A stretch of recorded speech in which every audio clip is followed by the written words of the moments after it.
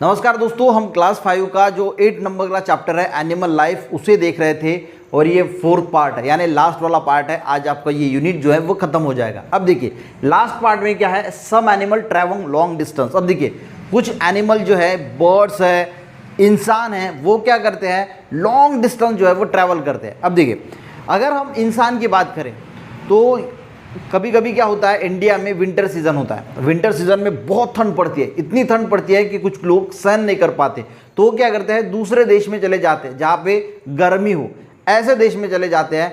तो इसको क्या बोला जाता है, ऐसा हमने क्या किया, एक सीजन में बहुत ठंड थी यानी हमारे यहाँ पे विंटर था, तो हम दूसरे देश चले गए जहाँ पे गर्मी थी। तो सीजन वाइज जो है वो हम वहाँ से यहाँ, यहाँ से वहाँ जो जाते रहते हैं उसी को माइग्रेशन बोला जाता है। जैसे इंसान माइग्रेट करता है उसी प्रकार एनिमल भी माइग्रेट करते हैं। उनको तो कोई सीमा होती नहीं। आपने गाना सुना होगा, पंछी नदियाँ पवन के झोंके, इन्हें ना कोई रोके। इन्हें तो कोई देश की बॉर्डर रोक नहीं सकता, ये तो किसी भी देश में आसमान से उड़ते हुए जा सकते हैं। तो ये भी क्या करते हैं, देखिए कभी कभी जहाँ पे वो रहते हैं, जहाँ पे उनका होम है, घर है, तो वहाँ पे अगर बहुत ठंड गिर गई तो वो दूसरे प्रदेश में चले जाएंगे, दूसरे देश में चले जाएंगे जहाँ पे गर्मी है।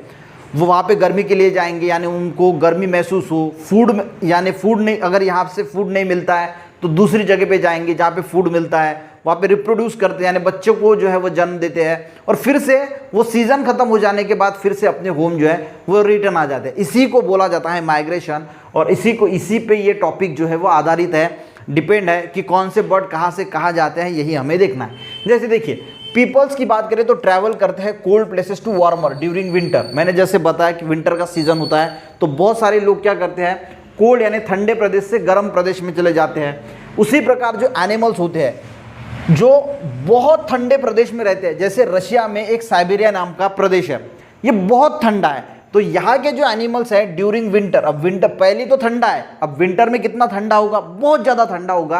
तो ये वार्मर प्लेस, अब इंडिया कैसा है, हमारा वार्मर प्लेस है, गर्म प्रदेश है।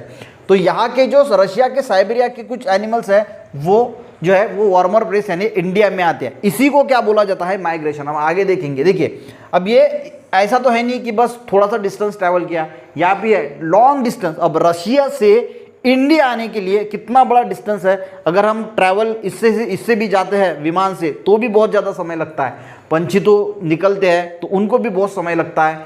तो they travel thousands of mile को उनको जो है वो ट्रैवल करना पड़ता है। अभी अकेले भी आते हैं यानी अकेले अकेले चलते हैं, या फिर ग्रुप में आते हैं। कभी कभी हम आसमान में देखते हैं तो बहुत सारे पंछी इधर से उधर हमें जाते हुए देखते हैं, तो वो एक्चुअल में क्या करते हैं, एक देश से दूसरे देश या ट्रैवलिंग कर रहे होते हैं। तो ये किस लिए जाते हैं, वार्म यानी ठंडा जो प्रदेश है उसे छोड़ के वार्म यानी गर्मी महसूस करे, फूड मिल सके, and give their birth to their youngs यानी बच्चों को जन्म दे सके। तो इसके लिए क्या करते हैं, वो ठंड प्रदेश से यानी दूसरे प्रदेश जो है वो जाते हैं। अब जैसे गाइस विंटर खत्म होता है, देखिए विंटर चालू हुआ तो ये इन्होंने क्या किया, अब मान के चलो कि रशिया के साइबेरिया के पंछी है, तो इन्होंने जैसे विंटर स्टार्ट हुआ तो वहाँ पे ठंड ज़्यादा बहुत बढ़ गई, तो वो इंडिया चले आए। अब जैसे ही गाइस यहाँ पे विंटर खत्म होगा तो फिर से वो जो है वो अपने यहाँ पे यानी रशिया पे वापस चले आएंगे। ठीक है, तो यहाँ से विंटर चालू हुआ, यहाँ गए, विंटर खत्म हुआ तो फिर से वापस आ गए।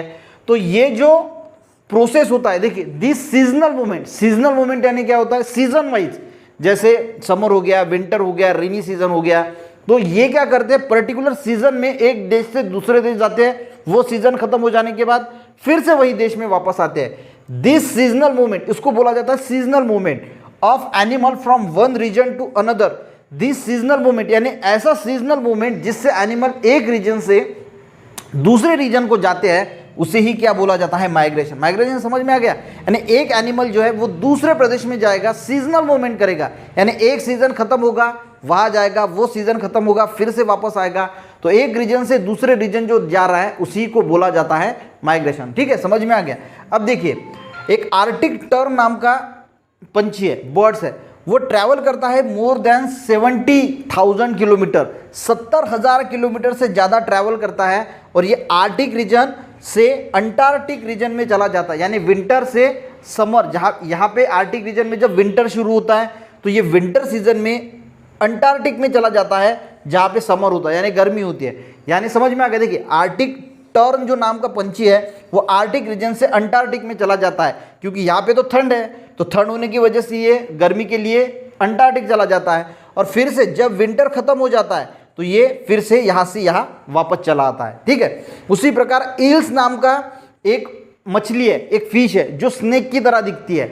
अब ये गाइस रिवर में रहती है, तो ये रिवर से जो है वो सी यानी समुद्र तक का जो है वो सफ़र तय करती है। तो कम से कम मोर देन 6000 किलोमीटर का सफ़र इसको तैर करना पड़ता है। अब सी में जाके क्या करती है, रिप्रोड्यूस करते हैं, यानी बच्चों को जन्म देती है। जब बच्चे बड़े हो जाते हैं तो फिर से रिवर में जो है वो वापस आती है। और इसके जो यंग ईल्स होते हैं यानी छोटे छोटे बच्चे होते हैं, ये भी पेरेंट्स के पीछे पीछे पीछे पीछे जो है वो चले आते हैं। तो ये भी क्या कर रही है, माइग्रेट कर रही है रिवर से समुंदर तक और फिर से समुंदर से रिवर तक। इसी प्रकार बटरफ्लाइज की बात करें तो बटरफ्लाइज भी जो है माइग्रेट करते हैं। अब एक मोनार्च बटरफ्लाई है, कनाडा का टेम्परेचर बहुत कम होता है, यानी उसमें विंटर की बात करें तो विंटर में तो बहुत कम हो जाता है, -डिग्री चला जाता है, तो वहाँ पे वो सर्वाइव नहीं कर पाएंगे, बच नहीं पाएंगे।